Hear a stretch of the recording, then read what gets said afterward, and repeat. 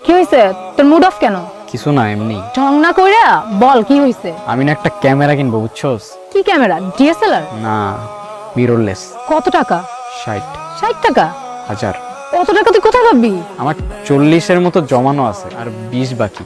তাহলে তো কাছাকাছি হয়ে গেছে, এত টেনশন করতেছিস কেন? কিন্তু সমস্যাটা হইতেছে, কি সমস্যা? আমি কালকে শহরে যাইতেছি। শহরে যাইতেছিস মানে? তুই কি বলতেছিস?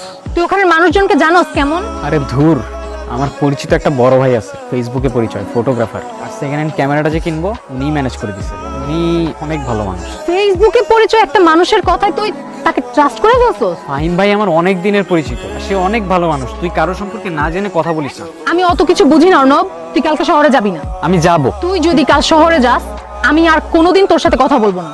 শোন, আমি কাল যাচ্ছি। সেদিন রাতে কিচ্ছু ভাল লাগতেছিল না। একে তো ঐশীর সাথে ঝগড়া হলো, তার উপর বাবা মার সাথে চিল্লাচিল্লি করে ফেলছিল। তারপরও মনের মধ্যে একটা এক্সাইটমেন্ট কাজ করতেছিল। নতুন একটা জার্নি, এত দূরে কখনোই একা যায়নি। হ্যাঁ ফাহিম ভাই, কই আপনি? হ্যাঁ ভাই, আমি তো একটু কাজের মধ্যে ফাইসা গেছি। আমার ছোট ভাইয়ের ক্যামেরাই, বুঝছো, ক্যামেরার কন্ডিশন একদম ফ্রেশ। তুমি ওর কাছ থেকে ক্যামেরাটা নিয়ে নাও। আচ্ছা ভাই, ঠিক আছে, তাহলে আমি ক্যামেরাটা নিয়ে আপনার সাথে দেখা করতে আসতেছি। আমি তোমার ওর নাম্বার টেক্সট করে দিয়েছি, তুমি ক্যামেরা নিয়ে নাও। আচ্ছা ভাই, আমি নিয়ে নিতেছি। আচ্ছা।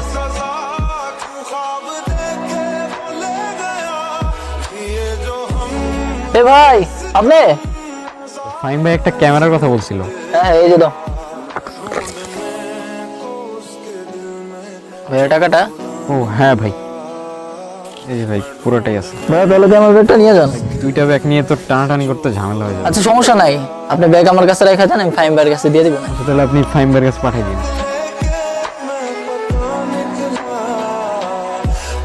ফাইনালি এত কিছুর পর ক্যামেরাটা কেনা হইলো। এখন আমি আমার ড্রিম পূরণ করবো, আমার আর কেউ আটকাইতে পারবে না। আমার এখন সবচাইতে বেশি খুশি থাকার কথা ছিল, কিন্তু কেন যেন বারবার ঐশীর জন্য খারাপ লাগতেছে। অনেক মিস করতেছি, ওর সাথে কাটানো সময়গুলা খুব বেশি মনে পড়তেছে।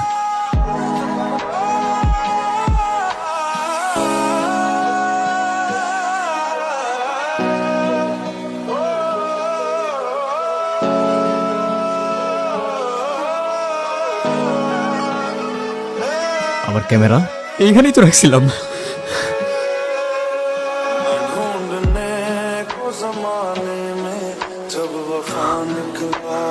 হ্যালো ভাই।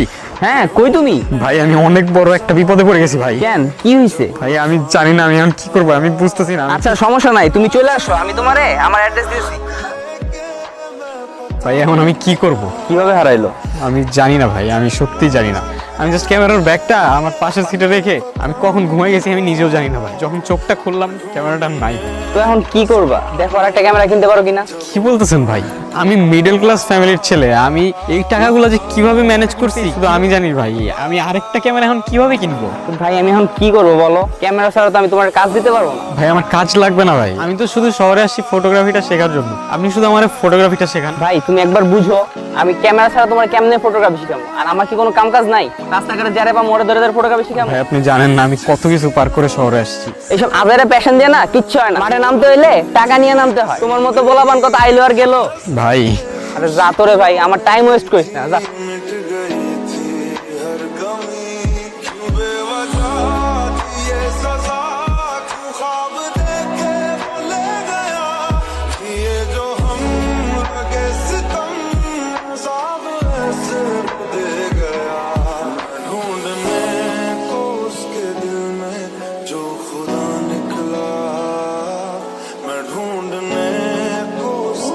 কি মনে করছস আমাকে শহরে আবি আর সবাই তার হেল্প করতে লেগে যাবে না? ঠেকা পড়ছে তো আমার, না?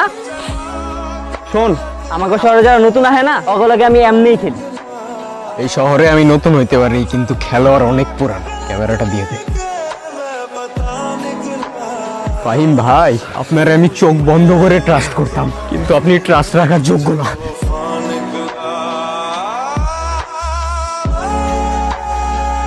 হেই